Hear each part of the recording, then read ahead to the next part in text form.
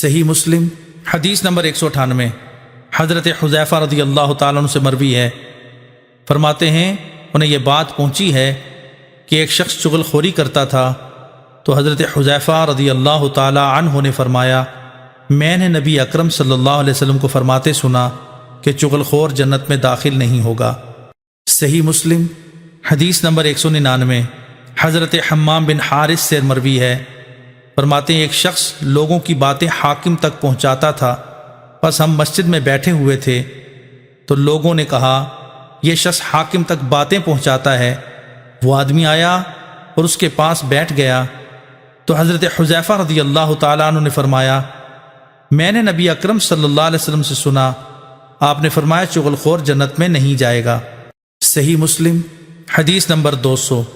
ایک دوسری سند کے ساتھ بھی حضرت حمام بن حارث سے مروی ہے، فرماتے ہیں ہم حضرت حذیفہ رضی اللہ تعالیٰ عنہ کے ساتھ مسجد میں بیٹھے ہوئے تھے کہ ایک شخص آ کر ہمارے پاس بیٹھ گیا۔ حضرت حذیفہ رضی اللہ تعالیٰ عنہ سے کہا گیا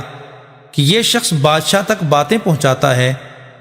تو حضرت حذیفہ رضی اللہ تعالیٰ عنہ نے اسے سناتے ہوئے فرمایا میں نے نبی اکرم صلی اللہ علیہ وسلم سے سنا کہ چغل خور جنت میں نہیں جائے گا۔